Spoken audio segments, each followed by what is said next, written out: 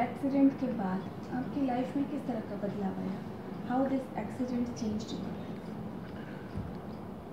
आशु जी, ये तो लाइफ का एक यू टर्न था और इस लाइफ एक्सीडेंट के बाद लाइफ इस तरह से चेंज हो गई कि जब मैं पुरानी लाइफ एक्सीडेंट से पहले की लाइफ सोचता हूँ तो एक सपना सा लगता है।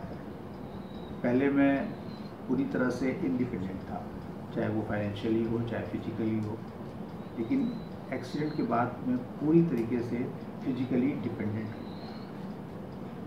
अब मुझे खाने के लिए, उठने के लिए, करवट लेने के लिए, बैठने के लिए, कपड़ा बदलने के लिए, नहाने के लिए मुझे असिस्टेंस चाहिए। लकीली मैं फाइनेंशियली अभी भी इंडिपेंडेंट हूँ, लेकिन फिजिकली मैं पूरी तरह से डिपेंड हो गया। इसके अलावा जो आपकी डेली रूटीन्स होते हैं, जैसे घर में आपकी प्राइवेसी, वो बहुत ज़्यादा हैम्पर हुई। आपके साथ आपके असिस्टेंट्स रहते हैं, अटेंडेंट्स रहते हैं, you can not discuss many thing before them. तो इस तरह से आपकी तो प्राइवेसी जो है वो ख़त्म हो जाती है।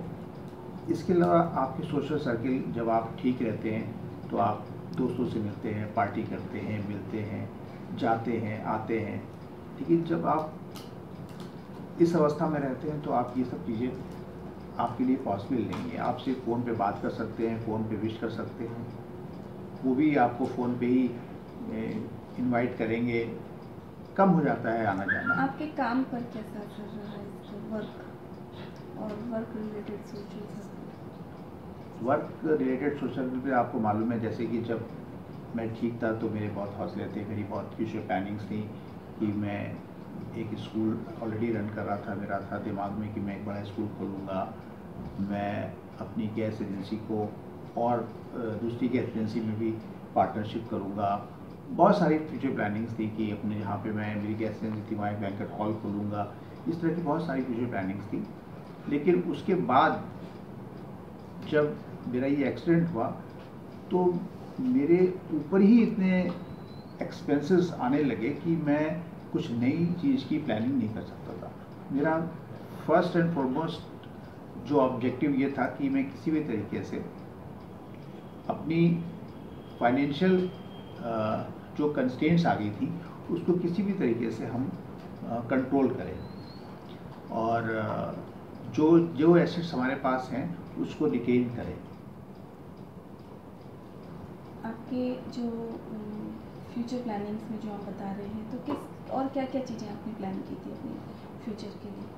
मैंने बताया उस समय आप, जैसे आपने बताया कि आप एक्सीडेंट के टाइम पर बैंक भी देख रहे थे और पॉलिटिकल भी आपके रिलेशंस बढ़ रहे थे, तो इन सब चीज़ों पर क्या असर पड़ा उनका, या जो आप और भी आपके मेडिकल जो देखिए, शुरू में जब आपका एक्सीडेंट होता है आपके बहुत सारे लोग मिलने जुलने वाले आते हैं, दोस्त यार आते हैं, रिलेटिव्स आते हैं, लेकिन धीरे धीरे उनमें फिल्ट्रेशन हो जाता है।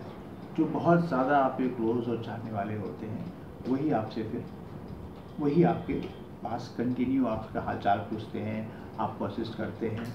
और ऐसे ही मेरे साथ हुआ। शुरू में तो आने वालों का तांता लग गया, पूछने लगे भाई क्या हुआ, कैसे हुआ। फिर धीरे जब उन्हें पता चला कि ये तो परमानेंट डिसेबिलिटी और कहाँ तक, और सही बात भी, हर आदमी अपनी लाइफ में बिजी है, कहाँ तक कोई आपको रोज़ देखने आएगा और रोज़ बात करने आएगा।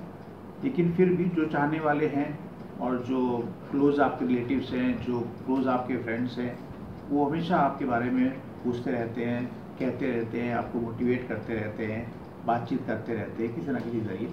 तो ये तो लाइफ में चेंज है ही कि आप पहले आपका सोशल सर्कल बहुत बड़ा रहता है और एक्सीडेंट के बाद आपका सोशल सर्कल जो होता है वो बिल्कुल ठीक हो जाता है, आपका कम हो जाता है और आप बिल्कुल कन्फाइंड रहते हैं सेलेक्टेड लोगों के बीच में।